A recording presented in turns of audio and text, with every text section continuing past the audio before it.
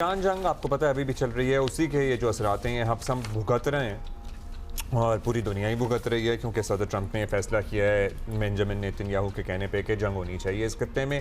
खैर आपको पता ही है सारी सूरत हाल। अच्छा, ईरान जंग आपको बता दें कि एजाज चौधरी साहब हैं हमारे साथ। पूरी डिटेल तो दे दो कि हुआ क्या। नहीं ट्रंप का भी नहीं सुनाना जब वो थ्रेटन टाइम कम है हमारे पास क्योंकि ज़ाहिर है काफ़ी मेहमान थे हमारे पास। चौधरी साहब, हम ये वो जो कौम से खिताब था जिस पे हमने कल भी तफसील से बात की, उसमें ये भी हो सकती थी उम्मीद कि भाई हम ख़त्म करने वाले हैं या ख़त्म करने लगे हैं, लेकिन जंग और तवील हो गई। 2 से 3 हफ्ते उन्होंने कहा मज़ीद हमले करेंगे और मज़ीद हमले वो भी कर रहे हैं और साथ ईरान की तरफ से जो हमले किए जा रहे हैं उनमें भी शिद्दत आ गई है। सो पूरी दुनिया के लिए ही क्या कहेंगे आप, मायूसी हुई सबको? जी बिल्कुल, ये तकरीर किसी भी अमेरिकी सदर के शायान शान नहीं थी। आप प्राइम टाइम में ऐसे ऐलान करने लगे जैसे कोई नई बात करने लगे। उसमें कोई नई बात तो नहीं की उन्होंने, वही बातें जो पिछले 2 हफ्ते से वो अपने ट्वीट्स में कर रहे थे, 4 हफ्ते से वही बातें दोबारा कर दी हैं। और उसके अंदर भी तज़ादात इतने ज़्यादा हैं। कभी कहते हैं कि मैं ईरान को स्टोन एज में भेज दूंगा, कभी कहते हैं कि उनके साथ हो जाएगा, जंग ख़त्म हो जाएगी, फिर कहने लगे कि स्ट्रेट ऑफ हॉर्मुज़ जो है वो खुद बहुत नेचुरली हो जाएगी। तो मेरे ख्याल में अमेरिका की आवाम भी खासी बददिल हुई होगी और उनका मेरा ख्याल अपना जो सपोर्ट बेस है मागा, वो भी अब सोच में पड़ गया होगा कि हमने किसकी ये इतनी मदद की है। इसमें ये स्कूल भी तबाह कर रहे हैं, यूनिवर्सिटियां भी तबाह कर रहे हैं, हस्पताल भी तबाह कर रहे हैं, यानी कोई इंसानी कदर कोई किसी किस्म की इनके नज़दीक नहीं है। बिल्कुल वही हिसाब है जिस तरह इसराइल ने गाज़ा में बिल्कुल मासूम इंसानों का कत्ल किया, जेनोसाइड किया, तकरीबन उससे मिलती जुलती चीज़ ये यहाँ करना चाह रहे हैं। ईरान इतना बड़ा मुल्क है कि गाज़ा वाली सूरत हाल तो नहीं हो सकती। ताहम लग यही रहा है कि ये चाहेंगे कि भाई इस तरीके से जो जंग में अब मैं ख़त्म करूं तो मैं कहूँ कि देखें मैंने इतना कुछ तबाह कर दिया है, अब ईरान में कोई सकत नहीं रही और ये जंग को यानी अपनी जीत डिक्लेयर कर देंगे। होगा ये कि अमेरिका जो है वो जंग जीतेगा नहीं, वो एक स्टेलमेट रहेगा और ईरान जो है वो यकीनन उसका बहुत नुकसान हो गया होगा, लेकिन वो जंग हारेगा नहीं। और एक ऐसा तुरप का पत्ता ईरान के हाथ में आ गया है जिसका नाम स्ट्रेट ऑफ हॉर्मुज़ है कि वो छुड़ाना अब आसान नहीं है। अमेरिका ने, डोनाल्ड ट्रंप साहब ने पहले भी अपील की थी सबसे, अपने सारे साथियों से की, उनको शर्म दिलाई, सारा कुछ किया कि आप आगे आइए और उसको खुलवाइए, लेकिन कोई नहीं आया।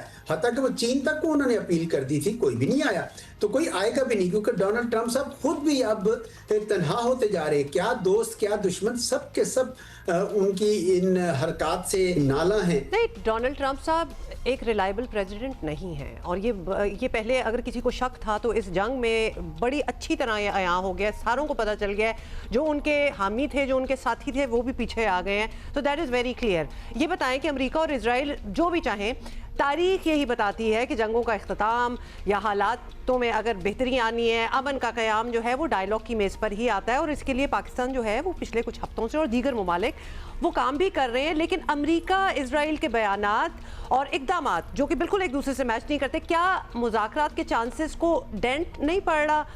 क्योंकि कहते कुछ हैं, करते कुछ हैं, there is a lot of confusion. उनकी ऑनेस्टी बिल्कुल नज़र नहीं आती इस चीज़ में। देखिए, पाकिस्तान और कुछ और जो ममालिक हैं वो मुज़ाकरात के लिए एक राह हमवार कर रहे हैं, सहूलतकारी कर रहे हैं। मैंने तो कभी लफ्ज़ सालिस इस्तेमाल नहीं किया उनके लिए, क्योंकि अभी तो पहले वो बैठने पे तैयार हों इकट्ठे।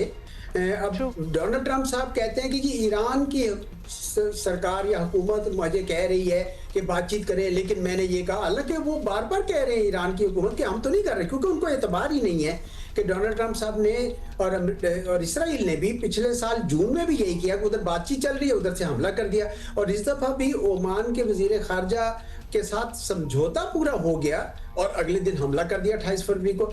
इसलिए अमेरिका का जो ये कहना कि वो मुज़ाकरात के लिए वो कोशिश कर रहा है, बिल्कुल नहीं कोशिश कर रहा। अगर वो मुज़ाकरात के लिए कोशिश कर रहा होता तो पाकिस्तान और दूसरे जो ममालिक हैं इनकी कोशिशों से फायदा हो सकता है। बहरहाल जंग को अल्टीमेटली तो रोकना इसी तरीके से ही होगा ना जी।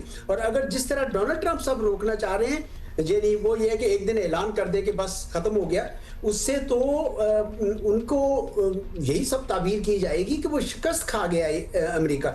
और देखिए ये इसराइल के लिए भी जो उसका ख्वाब था कि ये बिल्कुल रास्ता हमवार हो जाएगा मेरे लिए एक ग्रेटर इजराइल बनाने का, वो भी ख्वाब जो है चिकनाचूर हो जाएगा। गोया ईरान वही खड़ा होगा, ठीक है उसको वक्त लग जाएगा, कुछ अपनी जिसे कहते हैं तामीर नौ के लिए उसमें टाइम तो लगेगा, लेकिन वो कम से कम हारा नहीं होगा। तो वो फिर एक नई कुव्वत बन के उभरेगा, बल्कि मैं समझता हूँ कि उसके बाद पूरा मशरिक़ वुस्ता एक नई शक्ल इख्तियार कर जाएगा। जो खलीजी रियासतें हैं उनके लिए भी एक बहुत बड़ा इम्तिहान है। अभी तक तो उन्होंने बड़ी अक्लमंदी की कि उन्होंने जंग में नहीं कूदे। अगर वो जंग में कूद जाते जिस तरह इसराइल चाहता है कि वो जंग में कूद जाए, तो फिर तो उनकी ईंट से ईंट बच जानी थी, उनके सारा सिविलियन इंफ्रास्ट्रक्चर जो है वो तबाह होने का खर्चा था। तो अच्छा किया है, लेकिन उन्होंने जो काम अच्छा नहीं किया, जिसका अब मेरे ख्याल में उनको अंदाजा हो रहा होगा कि अमेरिका को अड्डे देने से वो महफूज नहीं हुए। और मेरे ख्याल में अब दोबारा उनको ये सोच आएगी कि हम क्या अमेरिका को अड्डे दें दोबारा। यकीनन that is how it seems लेकिन एक न्यू रियलिटी, न्यू रिलेशनशिप बनाना after the, that would be interesting to see कि what have they learned. Thank you Ejaz Chaudhary साहब।